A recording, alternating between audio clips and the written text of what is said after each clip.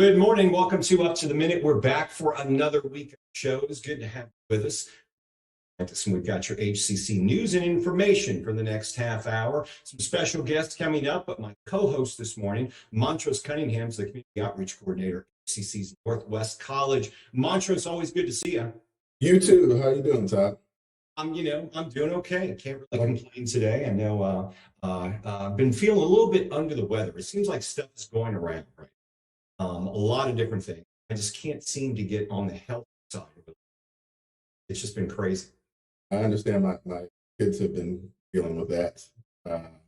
And I don't think I've seen you in 2023. Happy New Year. Well, Happy New Year to you as well. Yeah, good to be back for another semester. And we want to welcome everybody who's watching us on Facebook Live and YouTube. We're here most days that HCC is in session. Most weekdays, live at 10 a.m. on Facebook and YouTube. And Montrose, they can always catch us in social media and also on.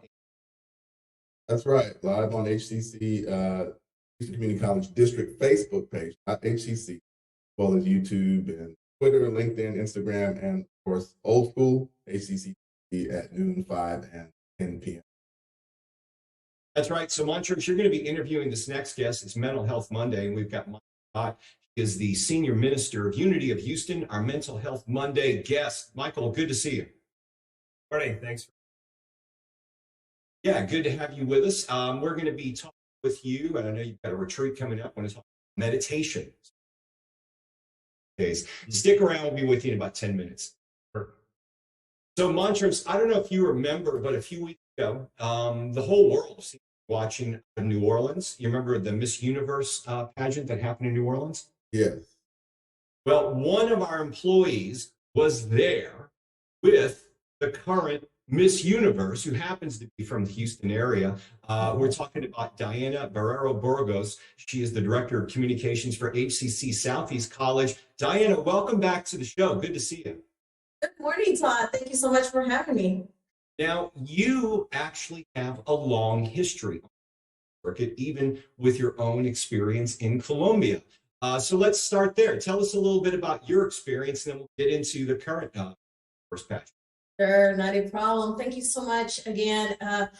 Wow, Miss Universe, I have to say, Miss Universe, it is the Super Bowl or the equivalent to the World Cup of pageantry. Yep. It is huge. It's one of the most anticipated events in the pageant world, and it is worldwide. I'm honored to be there this past 2 weeks, actually, a week and a half, in New Orleans, rooting on Miss R'Bonney Gabriel, who was representing Miss USA. And behold, she takes the crown. She takes the Miss Universe title. It was so exciting and just an incredible moment. But you did ask me how it started. Where was my beginnings in pageantry? I started very early on. As a child, I loved beautiful women, but growing up, I was completely the opposite of what I am today. And my father, that you need to do something about this little girl. She needs to get to it. My mom thought pageantry was the best way to get to me. Who knew? But it did work. I actually started representing, being in the pageant circuit here in Houston. And after a while, I got to go to Colombia and represent, be part of one of the most competitive pageants in the world. Colombia in South America, we take pageantry very, very seriously. Yeah. So I got to be there and learn a lot of things and never got proper training. I just what I knew, and thanks to a lot of the pageantry that I did here at the United States, actually did help. And then I came back. I'm now doing. You mentoring those who are wanting to get into pageants now? Is that kind of what you were able to do with R'Bonney? Yes, well, I am a mentor, yes, but I also just kind of give guidance. My training is in public speaking and interviewing. A lot of the people don't know pageantry. It's not just the pretty face or just the best body. Actually, pageantry has changed tremendously over the years, and now we're really focusing on the complete packaging. But part of that is making sure that the representative, the girl or the young woman, is going in with people well-rounded in many Yeah. social issues, in being able to express themselves and have an honest opinion about what it is out there. And that's very them and get that self-confidence. So part of the training that I do give is making sure that they're well-rounded, making sure that they have the right look, the right way of talking, how they actually walk, and at the end of the day, how they're going to answer those tough questions that the judges are going to ask. Yeah, because really, the Miss Universe, when you're crowned with that title, you're more or less like a spokesperson for the United States around the world, right? I mean, you go around, you're speaking on representing various causes. So it's a very important position beyond just the looks. Absolutely. And it's not that you're the representative of that specific country. I'm the representative of all the world, Yeah. all of those countries. And that's what's important. We need to be savvy. We need to be able to express and have an opinion about what are really impacting society today. But part of that is also making sure that you have emphasis, and I'm so glad that mental health in this program, because as you know, USA took her life. Yeah. And it was due to her mental health. She looked beautiful, smart, in attorney, in training, but never knew what was really happening to her. And with R'Bonney, very, very, that I wanted to push is that she was bullied. As Miss USA, she was bullied by so many people in social media, telling her that she wasn't the queen, that the grid, and it was that constant bullying in press, and supposed to be very uplifting. We're supposed to support women, and instead there's that take pageant to make it. I mean, I guess that adds a whole nother dimension to this when you have the social media aspect. You know, you're reading through your social media and people are attacking. Before, I guess we had social media, the attacking would happen in the press. Now it happens on your Instagram page, I would imagine. You're saying that R'Bonney went through a lot of this. Absolutely, she did. It was very, very sad because this woman who pretty much the whole incredible to her platform was being bullied, not only by the same by some of her followers, but also the girls that participated with her in the pageant, which was very, very sad. And it wasn't not all of them, but some individuals are just kind of sore losers, and you're like, okay, well, it is what it is. But when you attack the individual, you don't think about how much is impacting them.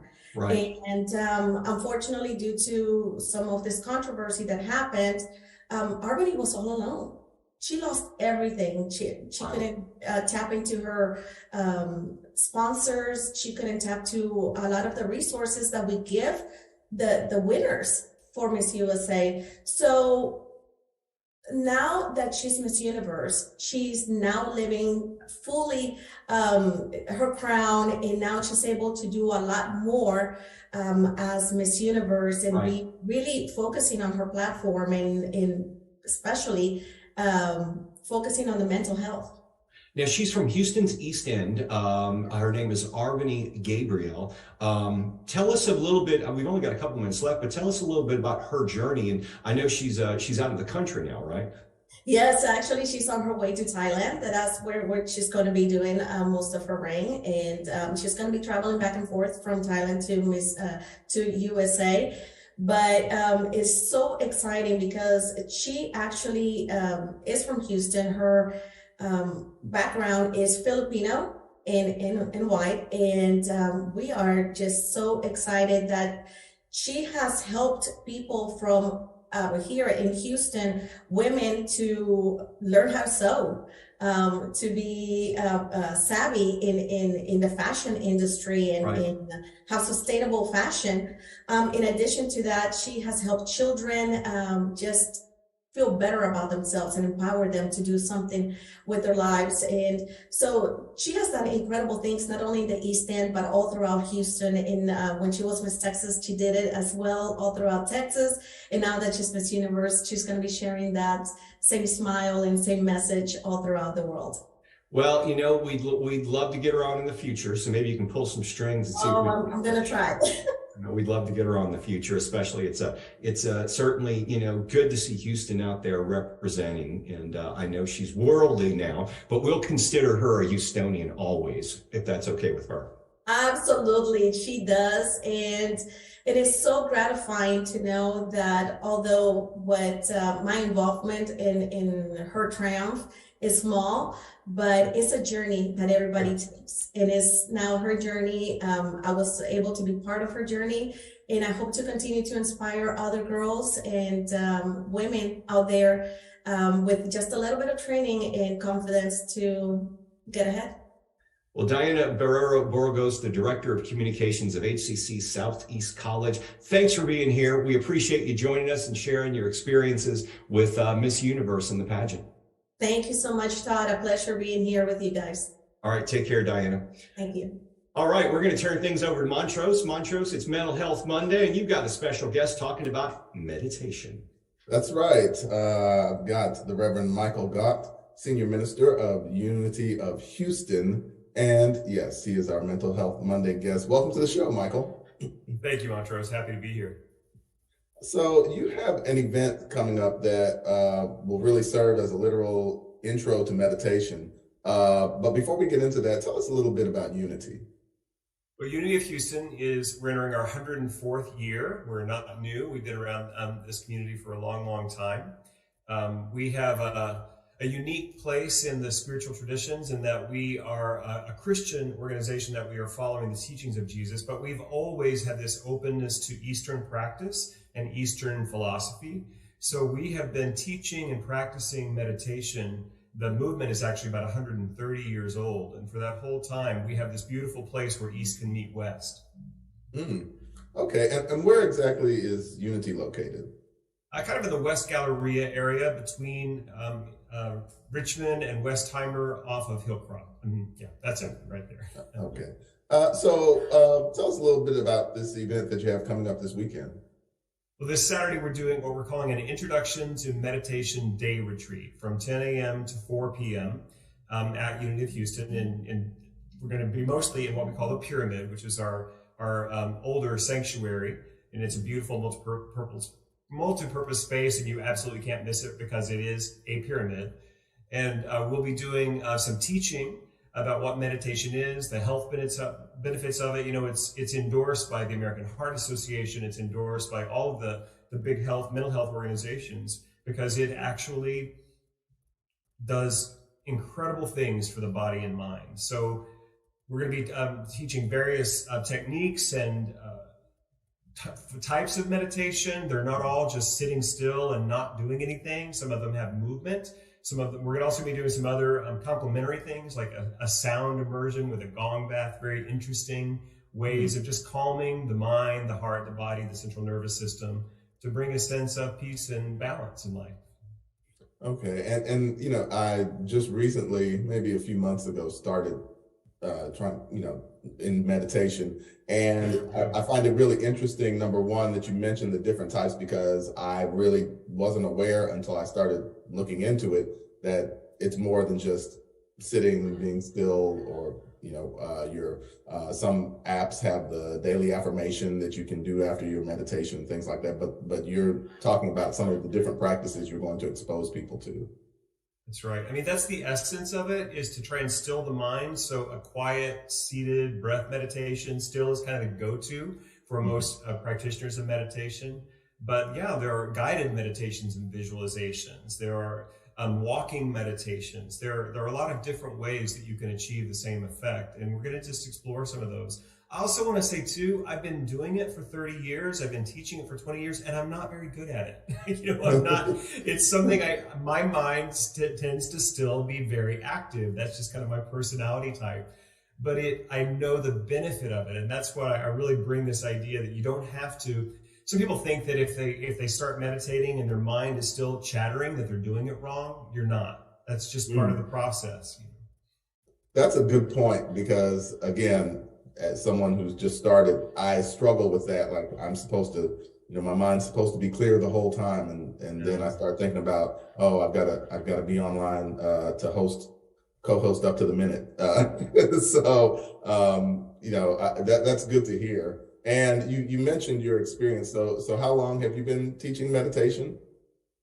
Well, I've been a part of the Unity, which Unity is actually part of a larger movement called New Thought. And I've been a part of that tradition for about 30 years. And almost the same period, I began to explore recovery. I now have, I'm very public about this, I have 23 years of established sobriety and recovery.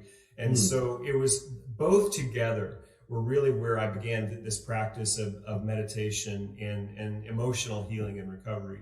So I've been, dabbling. In the beginning, I was really not very good at it, but I have been a part of a meditation practice for about 30 years. And I would say that I've been very consistent for the last 20.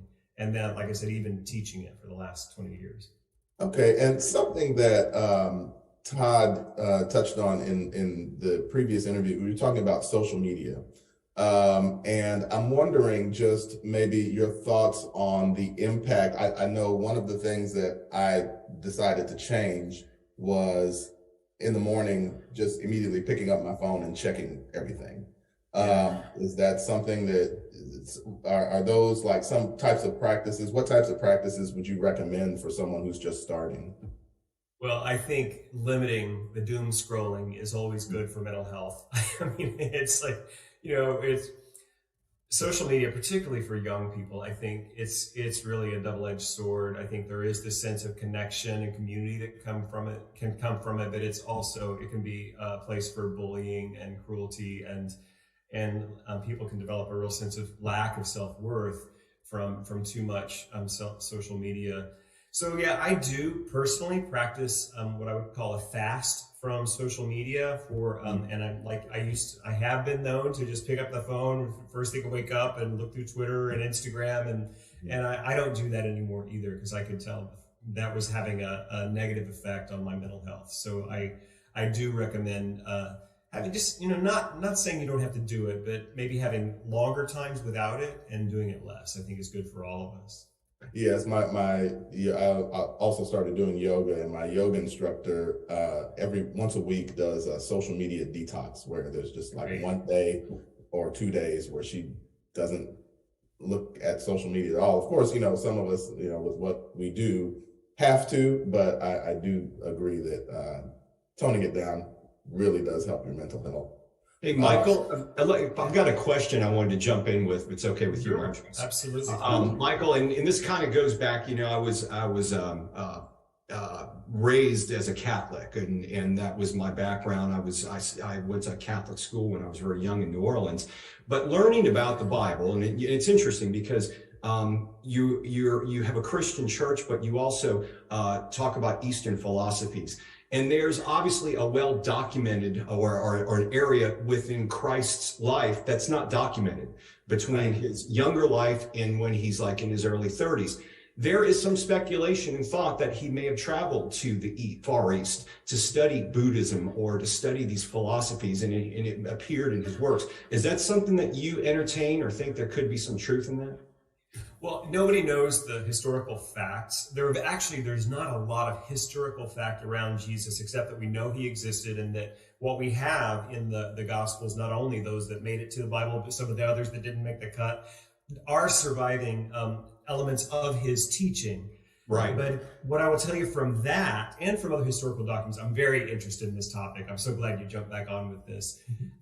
It's clear that he had a non-dual perspective in his teaching, which is very different from the duality of traditional Judaism and Christianity. And that is the place where unity lines up with that. And that's where Hinduism, probably not Buddhism, because it was still fairly new at that time, Right. but Hinduism, which is the parent religion of Buddhism, Yeah. there is some speculation. We also think that he probably studied with the Essenes, which was a sect outside of Jerusalem, and they also may have had ties to India and some of the work there. So it's quite possible. We know that Jesus taught and demonstrated absolute love for all people. And I think about, if he knew how much division, war, strife, judgment, condemnation came from the teaching in his name, I think he would be so grieved by that. Yeah, absolutely.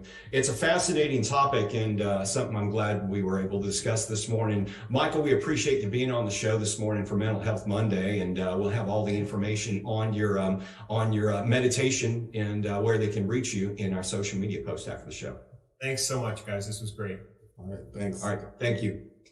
All right, Montrose, we've got a few announcements to get through for the end of the show, so let's get right into those. Are you a first-generation student? Well, you can join a club if you're the first in your family to attend college, or did your parents not complete it? Then you are a first-gen and invited to attend the first ever meeting of the First Generation Club. You'll socialize, eat, and hear from a guest speaker, Lotto Marie, a first-generation Houston-based comedian. All that's happening tomorrow from 12 to 4 p.m. And I think it's happening in your end of the district, Montrose. That's right. I believe it's 2 to 4. 2 to 4, yeah. Yeah, Tuesday, tomorrow at the A-Leaf Hayes campus.